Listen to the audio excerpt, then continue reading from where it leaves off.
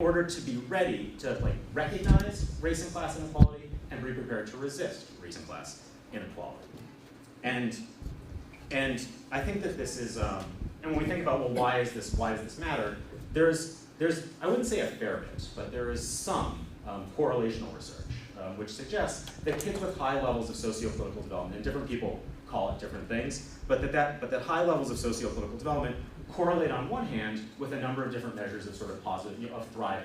So kids who have higher levels of, whether you call it sociopolitical development or critical consciousness Camerota calls it critically compassionate intellectualism. There's some variations in terms of what they're talking about, but a socio-political consciousness about the world in which we live and a commitment to resisting those forces. That the kids with high levels of that quality are more engaged in school, are more likely to achieve academically. They're more likely they demonstrate higher levels of resilience. And then on the civic engagement end, they're more likely to be politically engaged, to have a high level of activism orientation, to be more interested in social justice organizing. So there's been this body, this relatively small body of correlational research that suggests that kids who have high levels who demonstrate high levels of recognition and commitment to resisting oppressive social forces are sort of doing better in a couple different ways. And so I'd say that the theoretical framework, and I'll kind of get to our study in just a moment, but I'd say that the theoretical framework kind of guiding the work we're doing is this theoretical framework that Rod Watts, who's a psychologist at Hunter College, and who's been a couple places before that. So Watts has this theory of oppression and socio-political development, which he actually originally put forth as a stage theory. Where he sort of suggests that, where he looks at sort of teens from historically oppressed groups, and he says that they start, with an acritical stage where they're sort of not recognizing this state of social race and class inequality in which we exist. They move into an adaptive stage where they're sort of adapting, they develop adaptive strategies to deal with the race and class inequality, and then sort of move into a more critical stage where they're kind of recognizing these oppressive social forces and are able to sort of describe them, and then sort of ultimately move into a what he calls a liberation stage, where there's sort of a full commitment to engaging in collective social action to challenge those social forces. And so Watts kind of describes this work as a stage theory, but he explicitly says that it might be more useful to think of these as statuses rather than stages. And we sort of took him up on that in our own work. And so as we sort of thought about, well, how do we measure sociopolitical development? What's going to be our working sort of conception of sociopolitical development going into this study? We basically parsed sociopolitical development into three pieces. We basically said that kids who show high levels of sociopolitical development should have an ability to analyze the oppressive social forces shaping their lives. They should feel a sense of efficacy around navigating those social forces, and they should feel a commitment to challenging those oppressive social forces. And so that's kind of the working definition with which we've moved into this project, and we kind of continue to debate it amongst our research team, kind of talk through things, and that'll come up again in our discussion. I think I'll take questions at the end if that's okay. Okay, unless I'm totally missing something. But actually no. If you just write it down, we'll take it at the end. So the research questions guiding this project are two, and I'd say almost all of the work I do, I do mixed methods work. So almost all of my research projects have sort of effectively the same structure, which is sort of a quantitative question and then a qualitative question to try to understand the forces underlying that quantitative piece. So the quantitative, what differences, if any, emerge in the sociopolitical development of adolescents attending two different types of schools. On one hand, a type of school that we're calling progressive schools, and I'll say a little bit more about how we're defining that. And on the other hand, a type of school we're calling no excuses schools, and I'll say a little bit more about that. And so we're interested if students attending these two different types of schools, we're interested in if differences emerge in their sociopolitical development in terms of their ability to analyze, navigate, and challenge race and class inequality.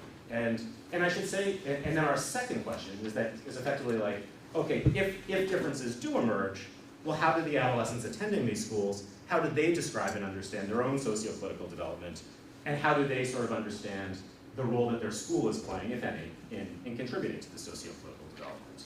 And I would say sort of right from the outset, and I'll go into a description of those types of schools in a second, that our goal in this project has never been to declare one of these schooling models better than the other. That just isn't our goal, and it's not kind of the way we're thinking through this project. It's more to better understand the way in which sociopolitical development develops in these two different schooling contexts, with the goal of identifying promising practices in both of these schooling contexts. Okay, so this is sort of what I typically call a most different comparison when we think about these two different schooling models. And so when we talk about progressive schooling models, we're students. So for instance, 2 of the 3 progressive schools in our study, the teachers go by their first names, which is one way of kind of reducing a sense of hierarchy. A focus on, there's a real focus at all of those schools on being an incredibly caring community. There are structures like advisory, like a real sort of intensive focus on advisory to foster teacher-student relationships.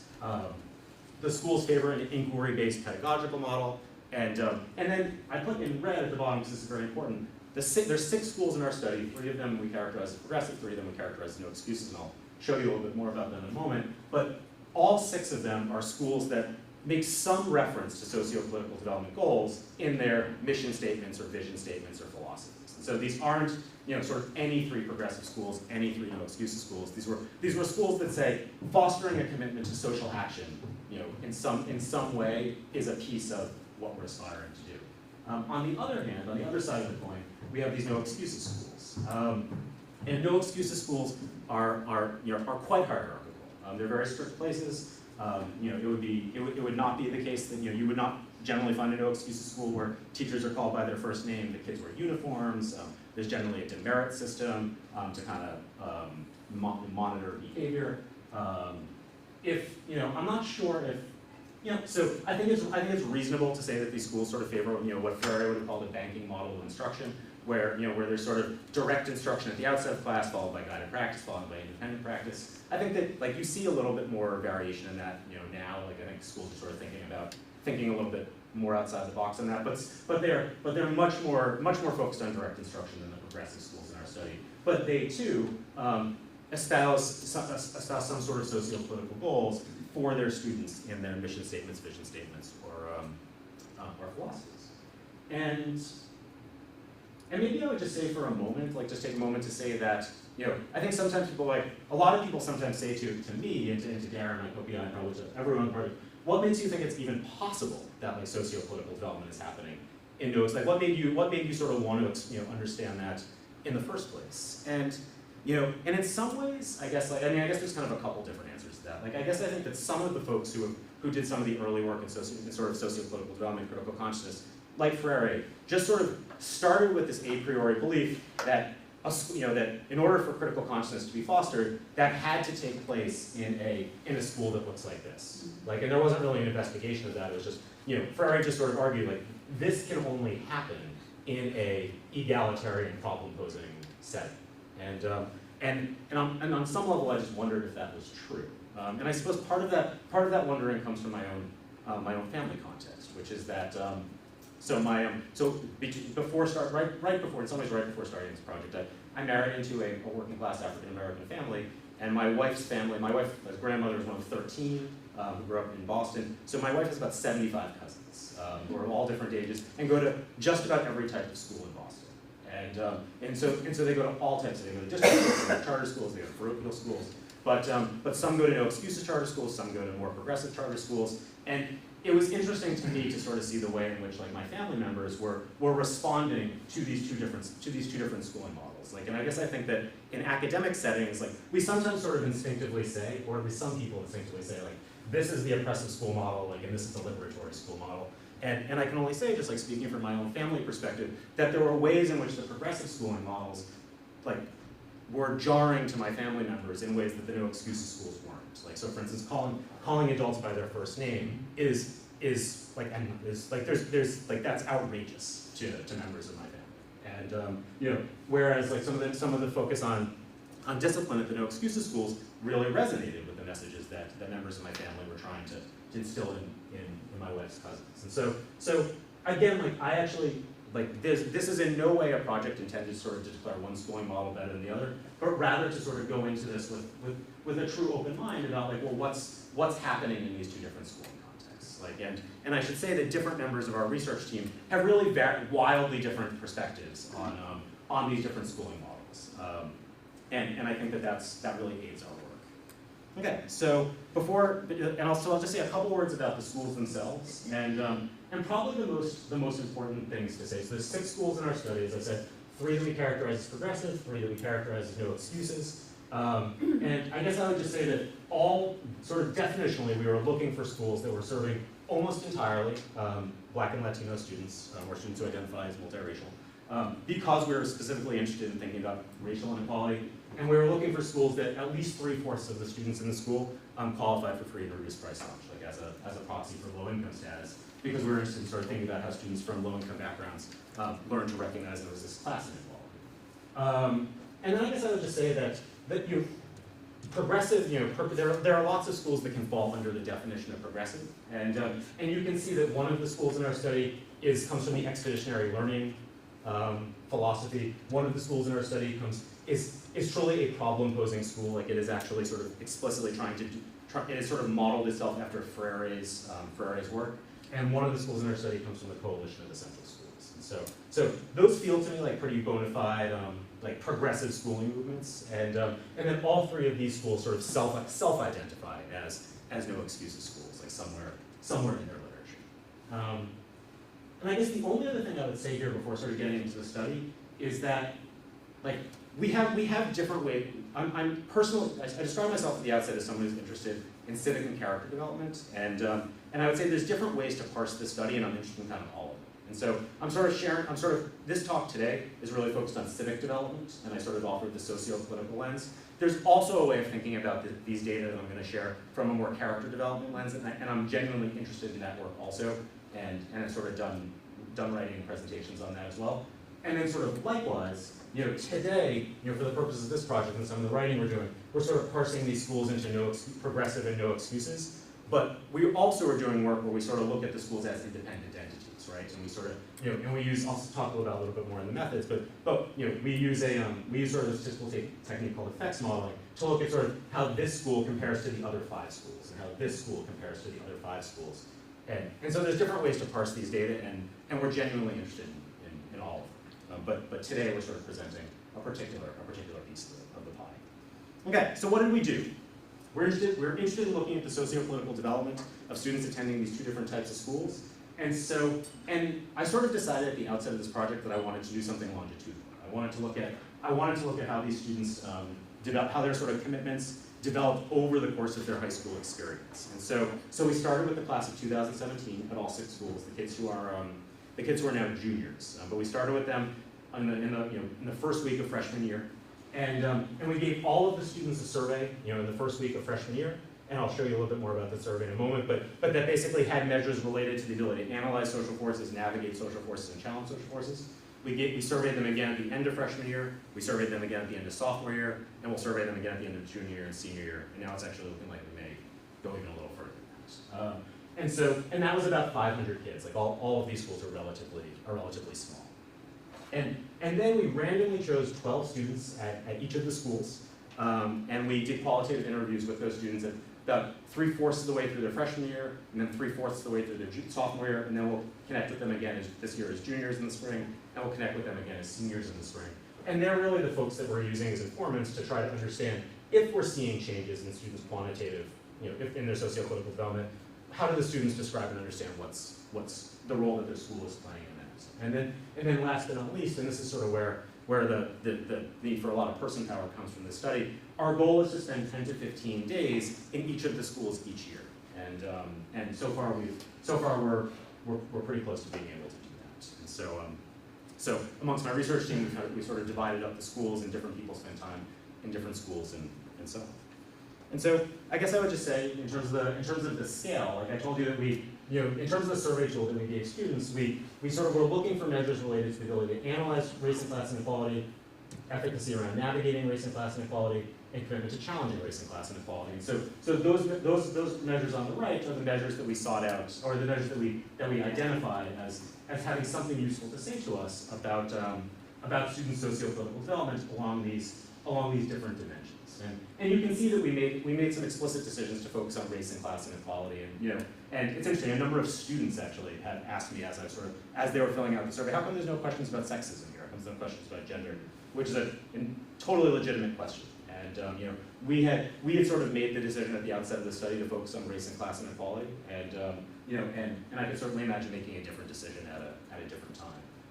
But I thought it was great actually that the students were picking up on what we were asking them about.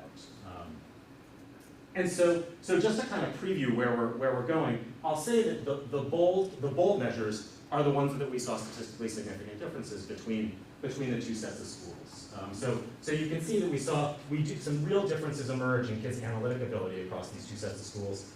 And we also saw some differences here in this measure we're calling social intelligence, which I'll talk about in a little bit. And the other thing I'll preview is that we haven't yet seen any statistically significant differences down here in this dimension of commitment to challenging race and class inequality, which folks like Rob Watts and Connie Flanagan would say is ultimately the point of sociopolitical development. And so that's something to kind of keep in your head as we kind of look at our qualitative findings. So just very quickly in terms of data analysis, I'll just say that we at the end of our first year, we did basically some pretty basic OLS regression. It would have been great to have sort of to nest the students in their respective schools, but there wasn't enough power to do that. And so we basically looked at students' time to scores on each of those measures. Like we weren't trying to kind of mash all those measures together into one big, this is sociopolitical development, but rather we were looking at each of those measures in isolation so that we could see a particular schooling model was fostering more development along one of those measures. And then we controlled for students in baseline scores on those measures, their gender, their race, the city in which their school was embedded, because that there were things going on within those particular cities which we thought could have an effect on their sociopolitical development outside of their schooling experience. And then in at the end of year 2, when we now had 3 data points, then we were able to fit a hierarchical linear model where we were sort of nesting individual kids' time points within those individual kids. And as I said, like just another sort of type of analysis that we're doing that I'm not going to be talking about today is, so you can see in both of these models, we're ultimately kind of interested in school type, right? We're interested in like, is it no excuses or is it progressive? But in the effects coding models, we're interested in how one school compares to the other 5 schools. And that's also turning up some interesting stuff that I'll mention briefly at the very end. And then I'll just say that we had interviews with, at the end of year, we have interviews with about 70 kids, and we now have 2 interviews with those 70 kids, which we transcribed, which were coded by members of the research team in order to look for themes and patterns. We also have about 30 interviews with faculty across those schools, and we're interested to do some more interviews. Okay, so having set up all of that, okay, let me get into it. So what differences, if any, emerge between these 2 different schooling models? So I had initially some slides like where I had like the descriptive statistics and the rest, and then I decided it wasn't working. And so we have, so basically I'll just sort of tell you the big headlines. That we saw statistics at the end of the first year of data collection, after the kids' freshman year, we found that the kids in the progressive school showed significantly higher gains in their structural understanding of racial inequality, and their recognition that racial inequality is not just me being mean to you, but rather is embedded in the systems and institutions in which we live. And we found that the adolescents attending the no excuses schools showed significantly higher levels of social intelligence. And by social intelligence, we're saying the confidence or the sense of efficacy on the part of the students that they could navigate a variety of social situations. And so that was at the end of the first year. And then at the end of the second year, we found a slight shift. So at the end of the second year, we found that the adolescents attending progressive schools were showing significantly higher growth in their awareness of racism, which was a different construct, but related. But then we found at the end of year 2 that the adolescents at the no excuses schools were showing significantly higher structural understandings of poverty in comparison to their peers at the progressive schools. And the social intelligence measure, our statistician for year 2, because we're now fitting a hierarchical linear model, had a sort of a higher threshold for statistical significance for us. So the social intelligence measure sort of was sort of borderline significant in year 2. Again.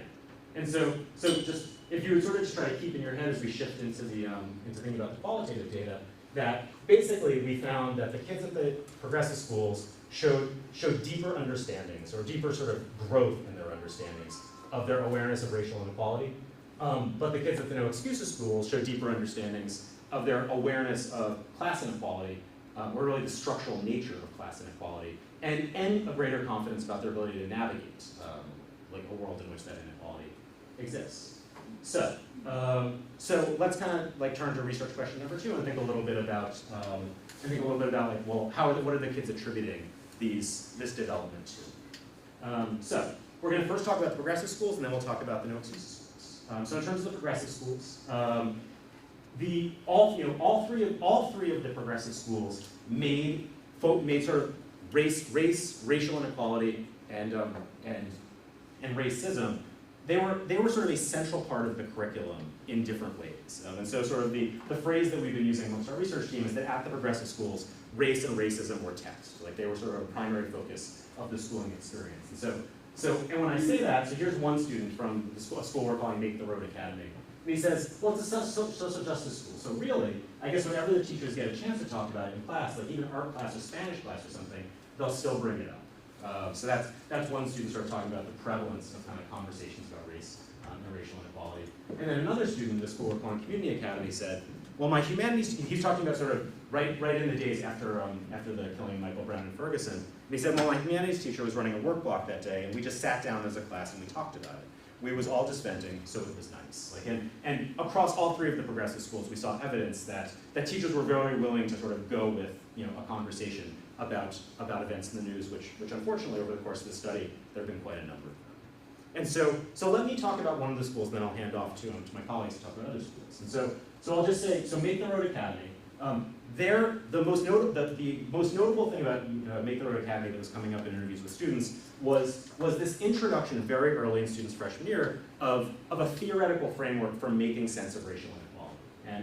And it was this thing that the students referred to as the 3 I's. And so the 9th graders at Make the Road Academy took what was called a social engagement class. And very early in the social engagement class, they learned that oppression could be interpersonal, institutional, or internalized. And not just in that class, but in all of their classes, that framework came up again and again as a mechanism for thinking about inequality, specifically racial inequality. So for instance, this student Angie explained, like, we're studying stuff. Like she's talking about an example of learning about interpersonal racial inequality. We're studying stuff like they'll, and she's really talking about sort of either white people or folks in sort of privileged people in some particular way.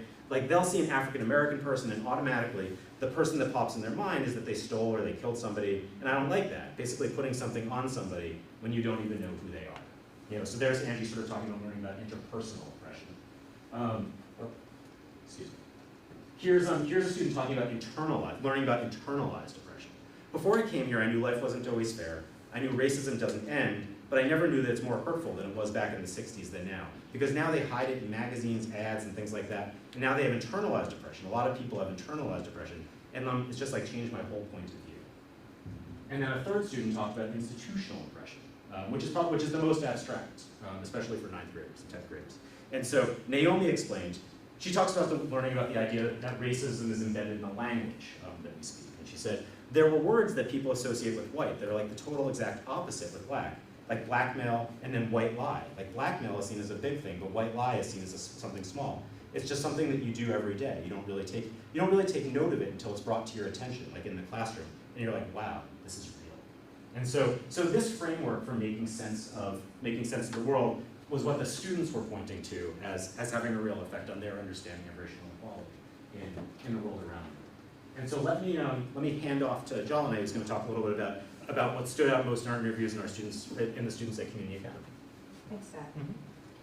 So at Community Academy, one of the most striking things that we learned was the extent to which students were making connections seemingly on their own between different experiences of oppression across time and geographies. So for instance, there's kind of a snapshot of some of the topics that they learned about in each of these 3 grades in their humanities classes. So in the 9th grade, they learned about the Haitian Revolution, apartheid in South Africa, Puerto Rico, the history between Puerto Rico and the United States. And then in 10th grade, the students studied the genocide of American Indians. And in the 11th grade, right now this year, they're learning about the industrial age and American factory workers. And what students are seeming to be doing, and this is something that came through pretty strongly in our interviews, is they're taking things that they've learned from each of these units, and they're connecting it to their own circumstances of oppression. They have pretty much done this, seems like independently. It doesn't seem to be happening in the classroom. So here are a couple of quotes that highlight this phenomenon. So one student, this is Melanie, and this student was she was in the 9th grade when she said this.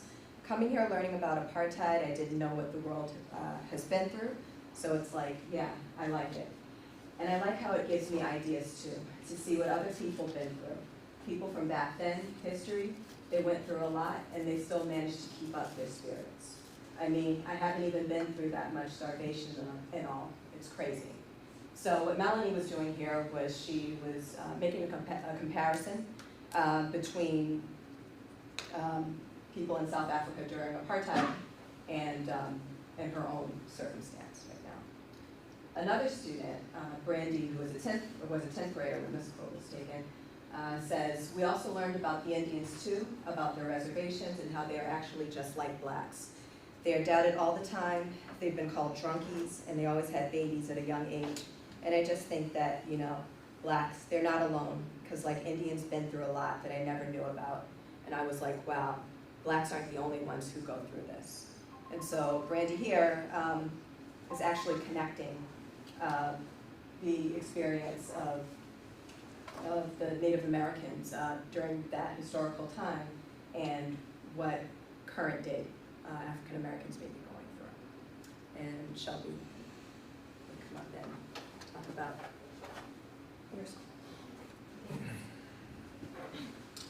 So at Espiritu High School, we saw that there's these particular classes that they have at Espiritu called Community Improvement Projects, CIPs, that they have twice a week. And so they seem extracurricular, but they're actually part of the school day.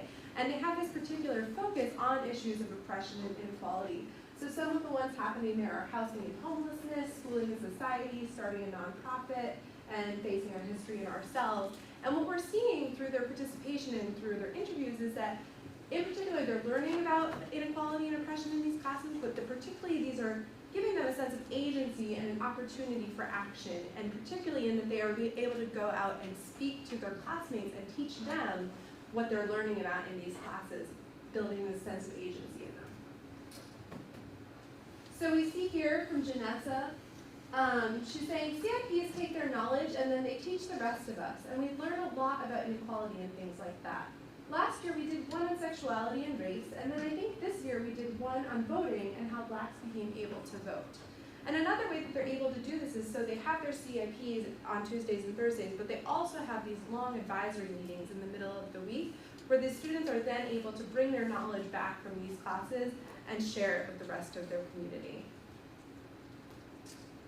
So Andres, talking after the unfortunate events in Ferguson and Michael Brown's death, said, we took that half day as a whole time, and he's talking about this long advisory period, to talk about what happened with the event. And we got to be able to have our own voice, be heard by the teachers and our fellow classmates.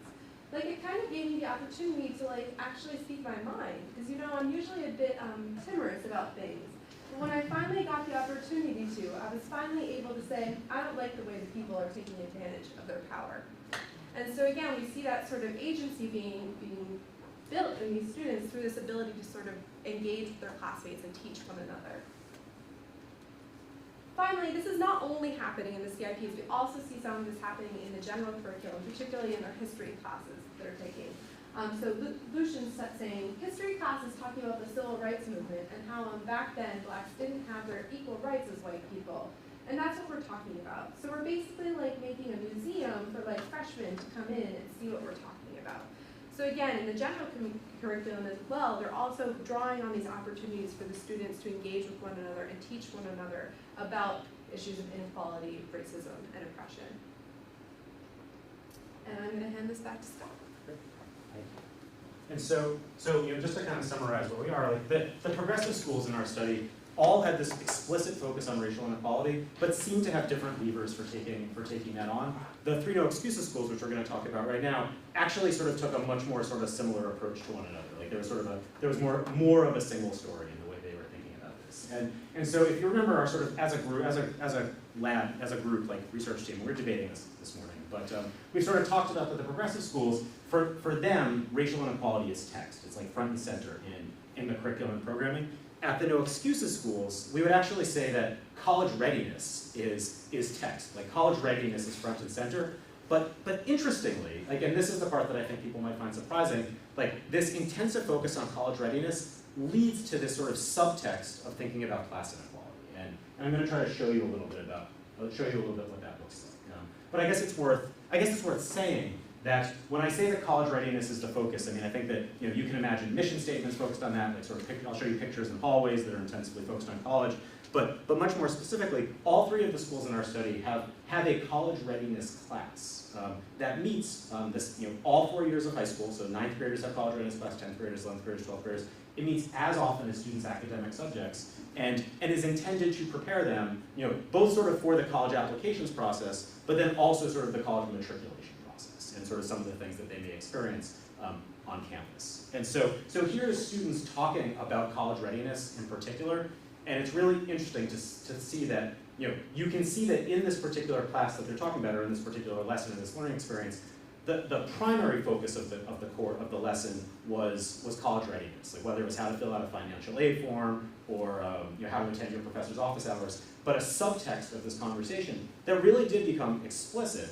was how does privilege, there were explicit messages in time for reflection around issues of privilege and America's opportunity structure embedded in these conversations. And so for instance, Tatiana, who was at one of the schools, explained, when I say college readiness is text, I think Tatiana is a good example when she says, I didn't even know what college was before coming to Freedom Prep. My mom didn't go to college, my dad didn't go to college, my aunt went to college for 1 year.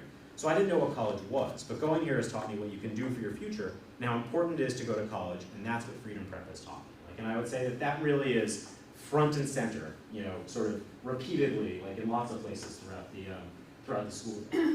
And this is something that 9th graders were thinking about, right? Like what makes a candidate an attractive one for colleges.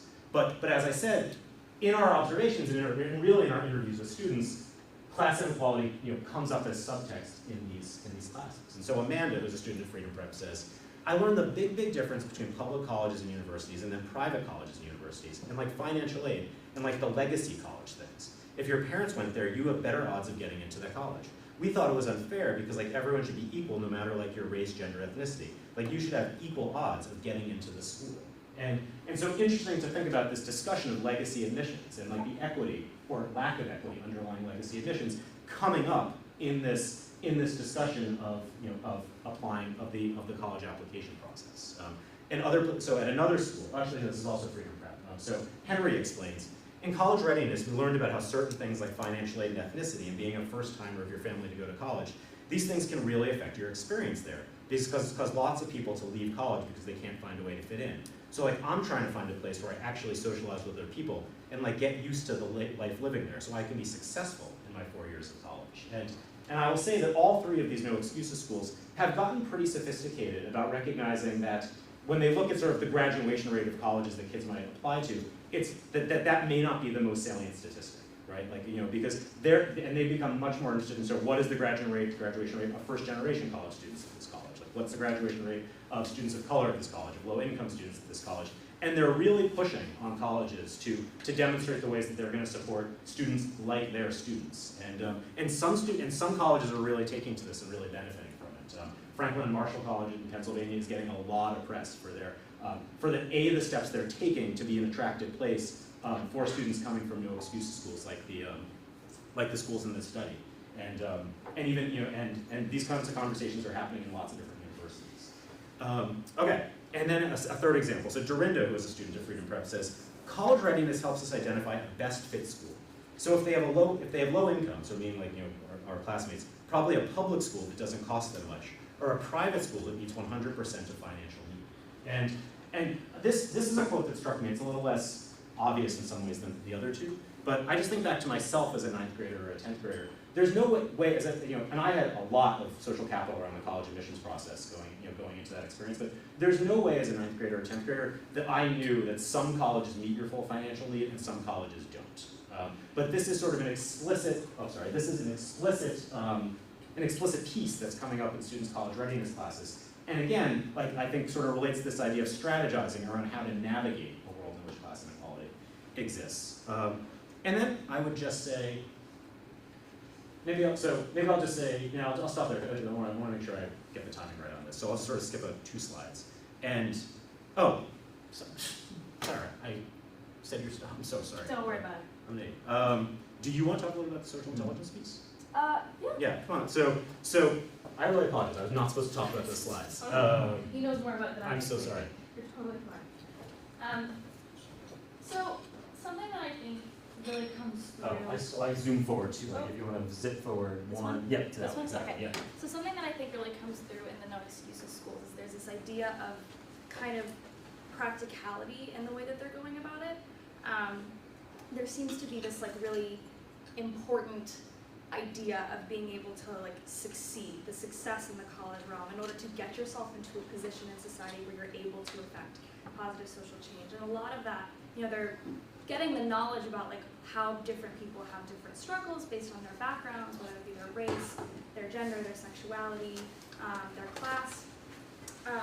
And they're seeing kind of like, they're building on the knowledge to develop the skills to sort of navigate that. Did you read this one already? No. Okay. So Taniqua says, they're trying to shape us so that we're not like the little sort of feminine crowd of people and we're comfortable with it when we go in there like booming voice, yeah, I'm Black, African American. And it's not like nervous voice, oh yeah, I'm African American, I'm Hispanic. So there's kind of this cultural socialization part of it where they're teaching them to be proud of who they are and where they come from, sort of equalizing them to other people, helping them understand that they are not different because of their race, they don't have different potential, or they don't have different potentials, they're not lesser than anybody because of their race. And providing them with these skills so that they can go into a room of people and overcome the obstacles that they might face, like perceptions that other people have of them as lesser by kind of like meeting these other standards. And Melissa kind of references college readiness, where it's a place where you talk about real world issues and how to get to college, and they were talking about a girl who was going to a mainly white college and her roommate was racist. So she tried to get everyone on the floor to push her out. The girl was like just a very strong person, so she handled it well, and she didn't try to get back at her or anything. So they put that into our minds, and that's how you should handle situations. So again, you kind of have here is alum kind of coming back and talking to them about college, which is something that frequently happens at the No Excuses schools. And I think the progressive schools as well a little bit. And sort of again, just like building on these experiences and building on these knowledge to show them like, yes, you will have struggles that are unique to you, based on your own background, but there's a way that you can overcome them and navigate them. And they're providing them with these strategies, they're building on the knowledge to make sure that they have that skill set.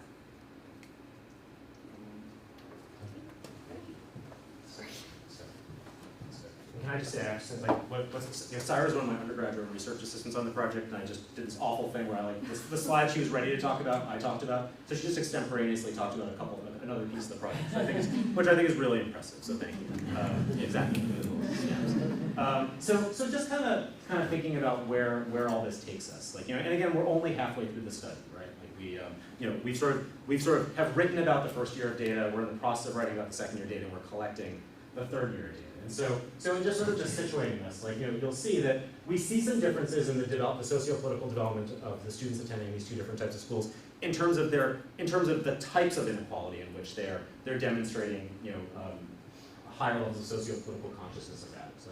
And at the progressive schools, curricularly, race and racism seem to be like front and center, like an explicit goal of the curriculum, whereas in the No Excuses schools, class inequality is a subtext to this college readiness process. But it really is coming up in explicit ways, and the kids are seem to be benefiting in terms of the development from those opportunities.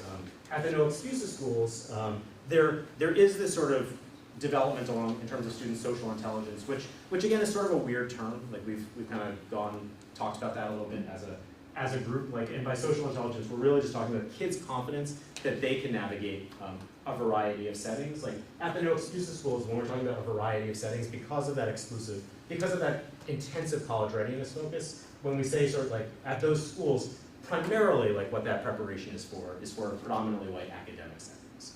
But we also see cases of, like one of the schools, two of the schools in our study are very interested in sort of getting kids doing internships in sort of corporations, sort of within the city in which their schools are situated. And so there really is this thinking about navigation. And as I alluded to, and we're going to talk about in a sec, we didn't see much movement in terms of kids' commitment to challenging social forces. And so let me just say 2 words about each of those, if my timing's all right. So I guess, what about adolescents' commitment to challenging oppressive social forces? What's going on there? And so Watts, like in his 1999 model, he positions that commitment to challenging social forces as the ultimate goal of sociopolitical development, and literally the stage that occurs last. And sort of likewise, like Watts and Flanagan sort of updated their model in 2006, like they do sort of argue that kind of a commitment to challenging oppressive social forces is the ultimate goal of sociopolitical development. So we do want to see, we do want to see that commitment to challenging social forces happening, according to like this way of thinking about sociopolitical development. In terms of why we're not seeing it yet, a couple different possibilities. So one is, it could just be that these are early adolescents and they're developing that commitment. Like, and over the course of these next couple of years, as sort of their entry into sort of more full adulthood becomes more imminent, that'll happen. And that's one possibility.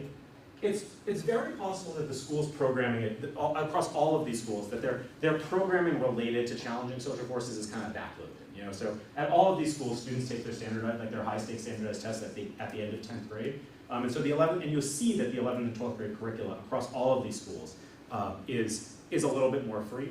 And I do think that when we look at both sets of schools, like we can think of things that kids take in 11th and 12th grade. For instance, in the 11th grade at one of the no excuses schools, there's a sociology of change course, which kind of turns into a capstone project around social change.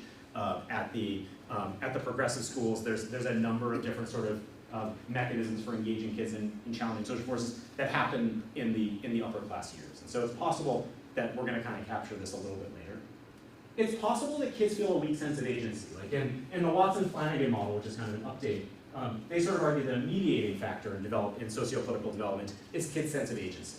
And when you think about sort of a 14 or 15-year-old feeling like, am I able to challenge oppressive social forces? Agency does seem to be a possible explanation for why you might not feel so committed to engaging in that effort.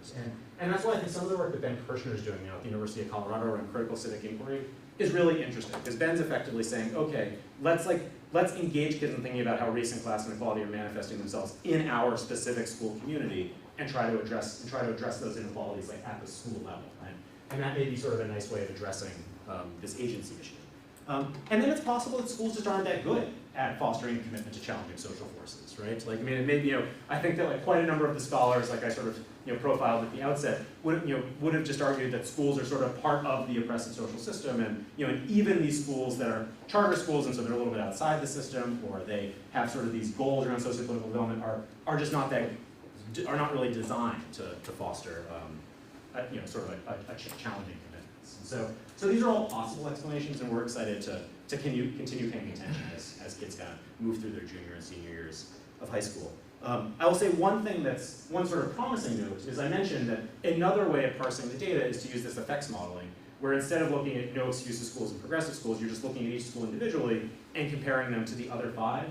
And I'll say, for example, that at one of the schools in our study, Community Academy, one of the progressive schools, we are seeing statistically significant growth in kids' commitment to challenging social forces. This is in their activism orientation. And we see that kids at Community Academy are developing sort of an activism orientation at a faster rate than the kids at the other schools. And so it seems like potentially there's some promise in looking at the very specific practices of explicit schools rather than thinking so much about this no excuses progressive dichotomy. And then I guess key question number 2, and this is something that we really debate a lot as a team, and then we're sort of thinking through as a team, is does learning to navigate oppressive social forces count as sociopolitical development? So I'll say that when we started this project, and actually a number of people in the room will know this, like we really use the term critical consciousness to describe what we were doing and what we were working on. And we sort of stopped, because, or at least we stopped when we talked to academic audiences, because we wrote our first paper, we submitted it to Teachers College Record, where it will now ultimately be published, but we were using the term critical consciousness, and all these very hardcore Freireans who I think who came out of the woodwork, were effectively sort of saying to us that navigate piece was not what any that it's inappropriate to use the words. The Freire had no interest in navigation of oppressive social forces as in terms of thinking about critical consciousness, and that any sort of nod to navigation is not critical consciousness. And so we sort of in some ways we sort of shifted to sociopolitical development to appease them, but we also really thought very seriously about that question. Does the no excuses schools do seem to have interest in teaching kids to navigate these oppressive social forces more so than the progressive schools? And so what do we make of that, right? And so because on one hand, Freire certainly, but even folks like Watson Flanagan who we're drawing on, they're describing engagement in collective social action as the ultimate goal of sociopolitical development. And so if these schools, and I'm not saying they are, but if their goal is to teach kids to navigate the existing social system, is that actually sociopolitical development, or is it something else? And I think that, and we sort of debated as a group, or is it a different conception? Is helping kids from historically oppressed groups move into colleges, elite colleges, move into professional settings that were explicitly designed not to incorporate them? Is that in itself a form of challenging the social structure? Right, and I think that seemingly Freire would say no, that's not enough.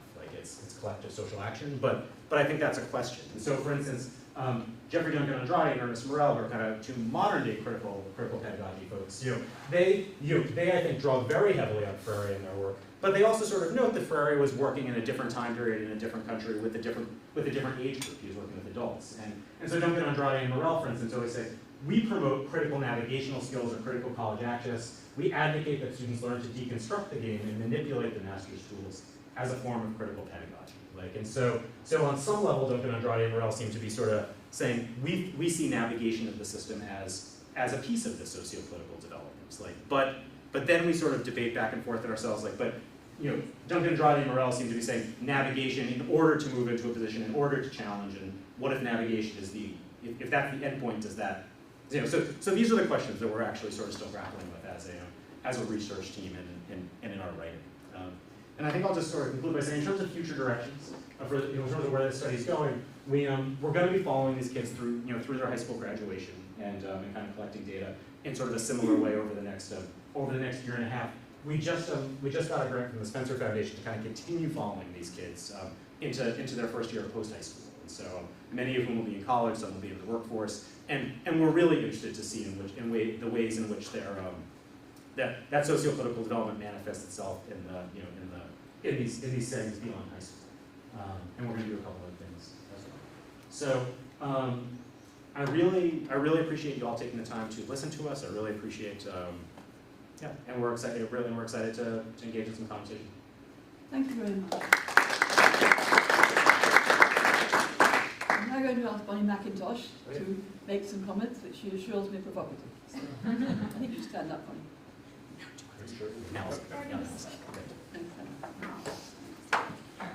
Well, it's been a long week, so I have to say sorry. But thank you, Helen. Thank you, Scott, and your team for a thought-provoking presentation. I have a set of clarifying questions that I wanted to ask, and then I have a more substantive set of questions. So I will sort of ask them together and then just let you answer them as you'd like. And then we'll open it up to the group as well. So the clarifying questions are that you showed that there was an increase in structural understanding of racism for students in progressive schools. And so I was just wondering if you could unpack that a little bit and talk about what types of behaviors and attitudes that reflected, what types of things you were measuring. And my second set of questions is more substantive. You mentioned in the study that the study considered the role of different schooling models in fostering adolescents' ability to analyze, navigate, and challenge the social forces and institutions contributing to race and class inequality. And you also described schools as opportunity structures, if not here directly today in the paper that we read. Yet many charter schools serve highly segregated populations by race and income. And your sample of schools indeed included high minority, low-income populations. So I'm wondering how or if students in the schools that might have wrestled with the idea of challenging social forces that you and your colleagues posed and were in fact promoted by the schools in their mission statements with the quite different implicit messages that the charter schools themselves impose on the communities around them. So for example, some might argue that these students who are disproportionately students of color and lower income, rather than improving all schools for students of color and from low-income families, these students and their families have become complicit in a set of social forces that prioritize some, themselves in this case, at the expense of others. Specifically, one could argue that enrolling in a charter school is an example of power and privilege for some and oppression for others in the broader community. For those who cannot do so for themselves, whether because they don't have the means or by not winning the lottery. Because I believe in these cases, all of these students had won the lottery, which then exacerbates the inequality for those communities that the charter schools purportedly aim to alleviate. So I was just wondering if that was a tension that the students in your sample wrestled with, or if it even came up at all. And if it didn't surface in the study itself, then perhaps you can talk about the ways that you think that it could be addressed either in future work or with the implications of your study. Thank you very much, Bonnie. Thank you. Stuart and his team would reply to Bonnie's questions, and then we'll open it up for general discussion. Sure. So the first question, the clarifying question, Shelby, I think I have you to thank for this, for putting this slide in the back about the measures. Thank you for doing that. Okay, so just really quickly, and I initially had these slides sort of up front, and I just decided it wasn't time is limited. So just to sort of unpack that structural thing. So the structural thing about racial inequality measure comes from a scale by Zuniga, if I'm saying that right. And it's a 4-item measure. And so here's an example of one of the measures. Like racism in the educational system limits the success of Blacks, Latinos, and other racial minorities. And students had to express their, the extent to which they agreed or disagreed with that statement. The awareness of racism measure, which is what we saw statistically significant development on in the second year, it was this interesting measure by Goffman and Oysterman where students sort of first identified that there's a question that's like, how do you describe your own racial identity? And then there's a series of questions where you sort of fill in the blank with that racial identity. So like for me, people might have negative ideas about my abilities because I am white, right? And you go through that, and students have to describe the extent to which they agree or disagree with that perspective. In terms of the kind of like the piece about sort of like the charter schools and how do they fit in, so I think there's like some interest, so in some ways it's like I guess I would say it's not my primary interest, just in truth, just as in terms of the way what I'm interested in terms of this study, and that's but I guess I'll say for what it's worth that as someone who I think about sort of tangentially sometimes around charter schools is that there's a way in which charter schools can all these charter schools can unintentionally, and I really think it's very unintentional, but it's something I think about, can foster this sort of libertarian streak in their kids, which I think could have implications for us as a society down the road, in the sense that so these kids these kids are working really hard, in all of these schools. They're working really. They have a long school day. They have a longer school year. They're working really hard on their homework each night, and they can see that they're working harder than their cousins, right? Their cousins are getting out of school 2 hours earlier, and their cousins aren't doing as much homework, and their cousins aren't doing as well. They know things about math that their cousins don't, and I think it becomes easy to sort of, because you are in fact working hard. I do think it becomes very easy to kind of say, hey, this success is totally about the effort that I'm putting into it, and not because I won this lottery. And I do think that's in some ways this for schools interested in sociopolitical development, that is this sort of force that they have to sort of contend with, because of course you do want to this idea that sort of effort plays a role in success, we do want that, right? We do want to foster that idea, but we don't want to foster it to such a degree that it's at odds with recognizing sort of structural inequities, the fact that some kids are in a functional, whether it's charter, district, parochial, whatever, that some kids are in highly functional schools and some kids are in highly dysfunctional schools. Can I ask a quick follow-up? Yes, So you mentioned that it's not an interest of yours, which is totally fair, but did it surface for any of the students? I guess that's part of what I was wondering, did any of them wrestle with that? That there were that there are actual structural components of any school, Yeah, really. yes. Like even if you've been in public schools, there are still structural components of schools. And I'm just wondering if that structural component feeds into play It for definitely, the yeah. students. That's a, yeah, so that's a great point. That's great. I should have focused on that in the first place. That's So, okay. It was yeah, a complicated the kids will definitely say stuff in their interviews like, it's unfair that not all kids get to go to this school, right? Like, and you'll see, but I think they take it in a different direction than when, like, so for instance, in one of the cities in our school, in our system, a lot of the kids were participating in sort of protests at City Hall for more charter schools. Right, because like I think their response to like it's not fair that kids don't get to go to the school is like there should be more of these schools. Can I just take shared president to ask the first question very briefly? I was intrigued by the quite provocative and progressive curriculum that some of these kids are having. Is this typical of schools in Boston, this area, at this age group, or is this unique to? Are they uniquely equipped to have a more kind of if you like, leftist view of the world? That's a good question. I guess I wouldn't claim, in terms of the three progressive, I wouldn't claim that these schools are representative of, of sort of schools everywhere. I mean, we explicitly looked for schools that said, this is something we care about. And so especially, for instance, Make the Road Academy, they are explicitly sort of trying to model their work. Every single unit starts with a Frary culture circle where they think about like kind of like issues of, I sort of skipped those slides, but where that think about issues of race and inequality within this, and that's science class, Spanish class, so no, I wouldn't argue that these are representative. Okay, who wants to ask this? You had a question, yes. Yeah, so this is a different question than I had before.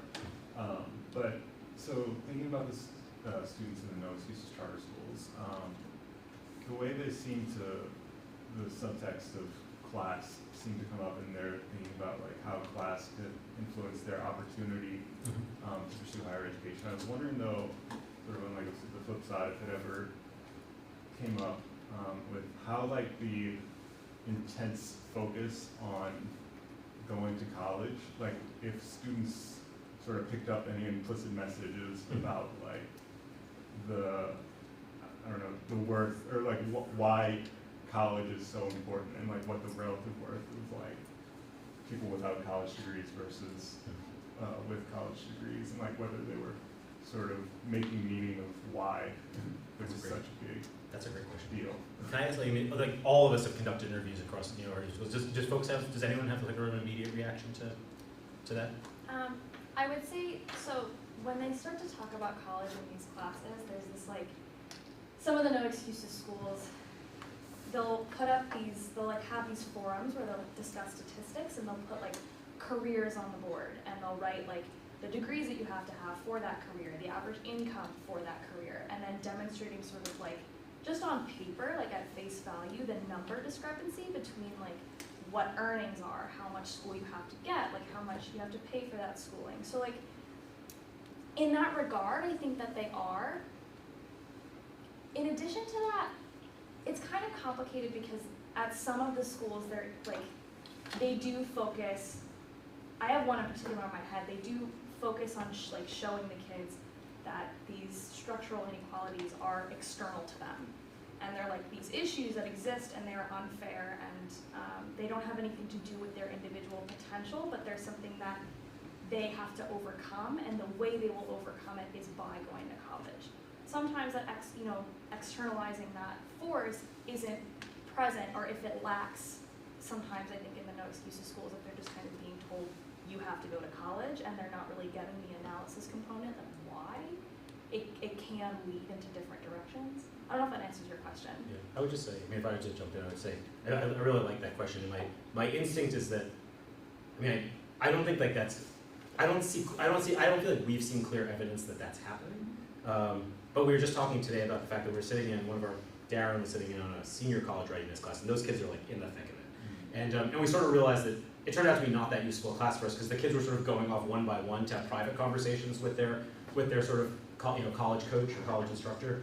And I wonder if, I have to imagine some of that is happening like on a more one-to-one scale, but in truth, like I really can't say that I've seen a lot of that reflectiveness about like the whole enterprise. Yeah, thank you very much. I learned a lot from this presentation. I want to thank everybody. So I want to learn a little more. Could you talk a little bit about the parents of these kids? In particular, I guess my understanding is that there is to some degree a lottery, but there's a lottery of kids whose parents want them to go to a particular type of school. So could you just sort of say what's happening with respect to the parents of the kids in type A versus the parents of the kids in type B? Yeah. And how satisfied they are That's a great with question. these issues? There is some degree to which I just don't know. Like in my last study, which was kind of looking at 3 charter schools that had different sort of character emphases, I did interview parents, and my takeaway from that, I will say, and I also feel like some research, it feels to me, and I think like the research would suggest that when you look at sort of how parents sort of in cities make decisions about where their kids go to school, the three overwhelming factors like are, is it a safe place to go to school? Is it a place that will prepare my kid to go to college? And is it geographically convenient? And from both in the research I've read and like in that prior study, like those were sort of far outweighing like a curricular emphasis. And so my gut feeling is that neither the schooling model nor sort of the curricular emphasis played that big a role in parents' decisions. But that is speculative. Like that's a very speculative perspective. Okay, yes, so I worked at a no excuses charter school, and everything that you're saying about the class inequality sounds absolutely right. Maybe you said they're not representative. I can think of a chant that we taught at the elementary level. It's like, knowledge is power and power is money. And so it was very explicit. However, at the middle school and high school level, we saw that students were questioning the oppressive nature of the school. Did you find that at all at these schools, that students were, as they learned more about these systems, that they were starting to question the structure of schooling and how that contributes? That's a great question. So I will say that at the progressive schools, like that was explicitly encouraged, right? Like I could show you some like the student government at one of the progressive schools there wasn't a uniform policy, but there was a dress code in terms of like appropriate dress, and the student government was arguing that the dress code was sexist towards girls, and was actively sort of working to change that, and that was happening over and over again. We saw like and at another of the schools there was also some pushback. Like initially the school had a rule you couldn't wear shorts, and the kids sort of like pushed back at that and were encouraged in that by their teachers and by their administrators. At the no excuses schools, I would say, I feel like in the first year or two, like we're hearing kids say things like, like we ask them like what's something you don't like about your school, like we ask all the kids that, and they'll say like, I don't like wearing a uniform, like I don't like it that the school's so strict. But I don't know, but I can't think of much I can't think of a lot of pushback we're seeing at least yet. At leadership, there was, which was one of ours, there was also some pushback about the dress code policy there as well, but Okay. yeah, it was not. Hang on a bit. You, then Marty, then Vera.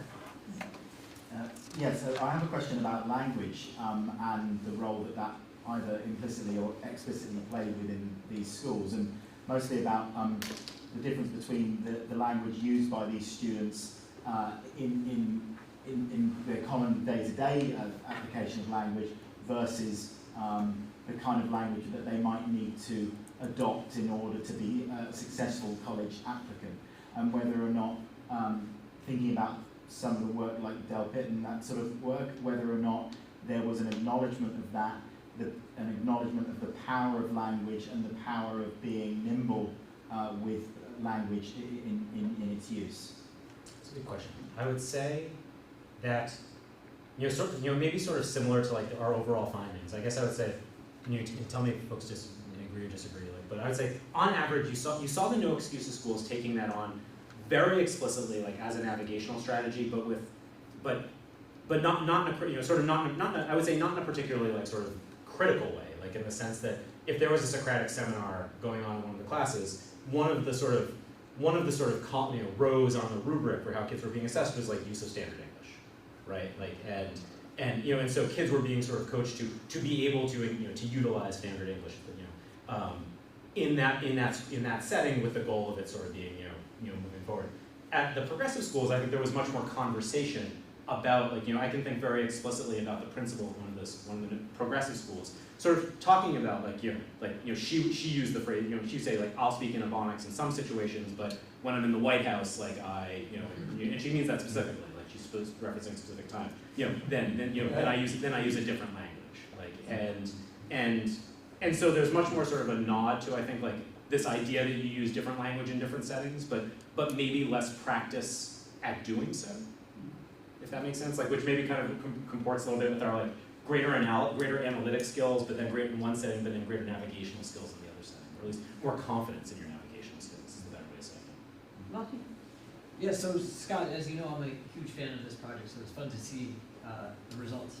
So I have one thought related to Bob's comment, which is I wonder if you could get any leverage on that by looking at the level data from your surveys of sort of new students to the school, that tell you something about sort of their orientations coming in, which presumably are heavily influenced by the family environment that they grew up in. And then that thought led me to say, just more generally, I really like how you're focusing on growth, but you didn't say almost anything about the level differences between the students in the different environments. And I think those are, first of all, just sort of interesting to know about.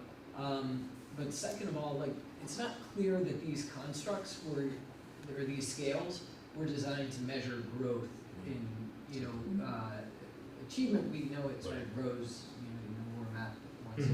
It's not clear that that's what these are designed for. But really, what I raised my hand to say initially was that you didn't say much about the teachers. And I wondered if you gathered any data on the teachers, either their own race and class backgrounds or like their take on these same questions, and whether there's consistency of differences across the schools. That's a great question. There's lots of good questions in there. Most of the, to answer your very first question, most of the schools don't backfill. So we don't have new students coming in. But you have an initial intake rate, right? Or they've been there before?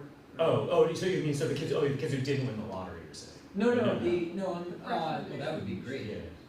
But like, didn't you have a fall survey in the first year? Yeah. So you have presumably some students who are new to the school there. Oh, yeah. So the fall of ninth grade, they were all, in a sense, they're all new to the school. Yeah. So just like. I'm missing something in my own hand. Okay. So I'll come. We do have interviews with teachers. We have interviews with 30 teachers, and I guess I would say demographically, I would say that at all three of the no excuses schools, the teaching faculty is predominantly white. At one of the progressive schools, I would say it's entirely African American. At one, it's sort of a fairly diverse like group, and at one it's primarily white and Latino. So there's some variation, and there is some variation. We also thought a little bit about the six schools, across the six schools. 3 of the schools have African American principals. 3 of the schools have white principals. But that doesn't break down by progressive no excuses. So in terms of like the teachers' conceptions, I'd say like the teachers are very much interested in the sociopolitical development piece. Like in fact, I mean one of our kind of interesting findings from the first year paper that we didn't talk about now is that the teachers are sort of saying like, like opportunities for sociopolitical development are happening like here and here and here and here and here. And then the kids are sort of like, well, it's here and here. Like they were actually like describing a much smaller subset of places, which was interesting. Like it was interesting to see that the kids were sort of saying like, yep, social engagement class, I totally see that that's happening, but for instance, there's a theater class at one of the no excuses schools where the theater teacher like deeply sees the work as connected to confront, contend with oppressive forces. Like she does this sort of theater of the oppressed stuff. And the kids actually like didn't describe that at all. Right? They didn't seem to be like It's a nice play. Yeah. So there was some disjunction there. Mira's next. Then Rick and then you. So my question was in fact the same as Marty's about the level data. So you have this fall freshman data. When you presented your results, you were comparing growth among the different schools. But I'm curious, and I think this is behind Marty's question, which relates to Bob's parents' question, were there significant differences in the pre-test data, Yes.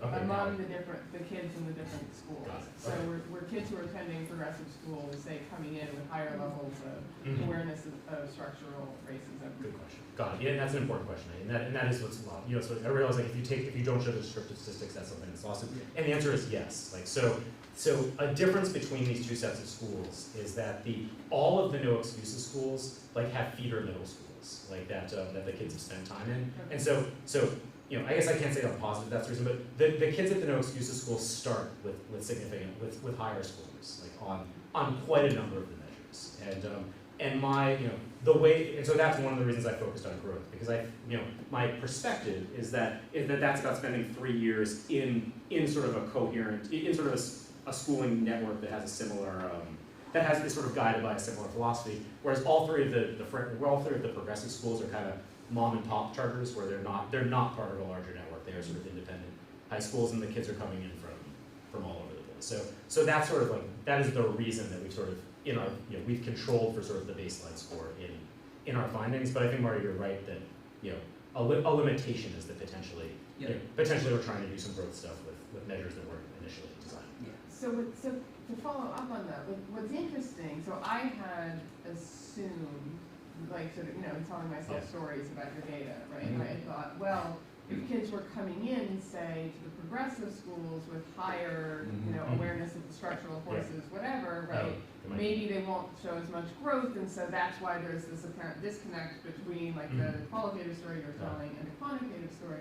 But in fact, it sounds like the numbers are reversed in terms of the incoming, the baseline data.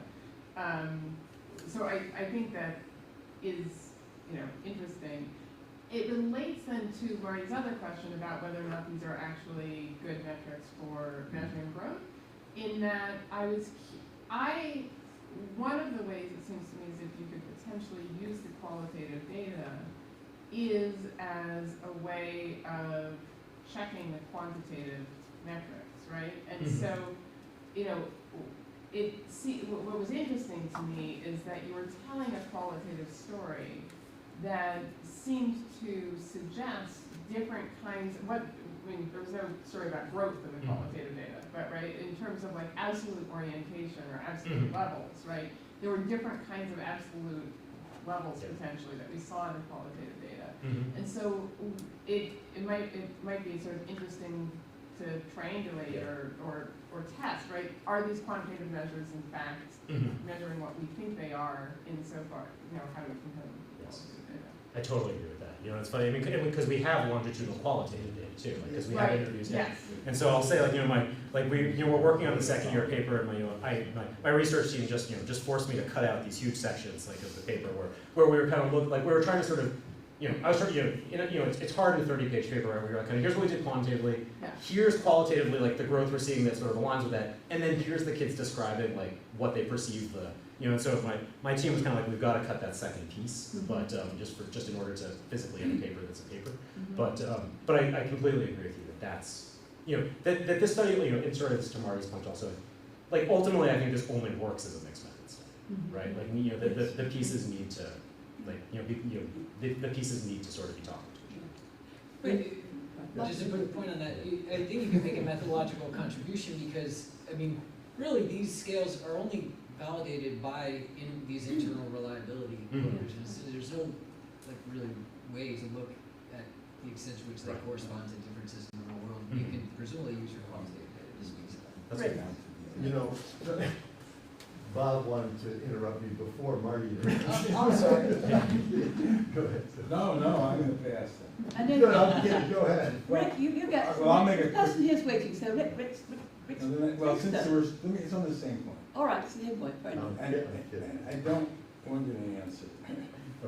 But if you don't have enough to do on your study, you could look at the curriculum and see how well the kids did in various components of the curriculum. And I think that would be a fairly illuminating analysis and would be convincing, because I do think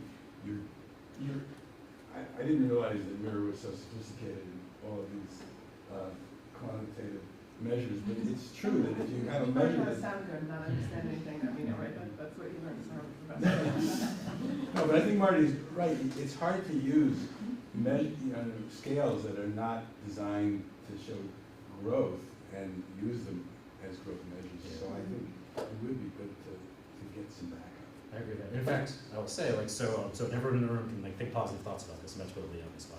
Like, so part of this grant that we just got from Spencer is to kind of do a deep dive into two of the schools, like whatever two schools we think are showing the most interesting findings, to really do a deep dive into the learning processes like taking place like there, to really try to more granularly capture what this development looks like. And so I'm hoping that Aaliyah will be the person doing that work. We're sort of figuring it out. Yeah. Now, Ricky, it's your turn. Thank you, Scott. I want to join the fan club. This is super interesting and important work.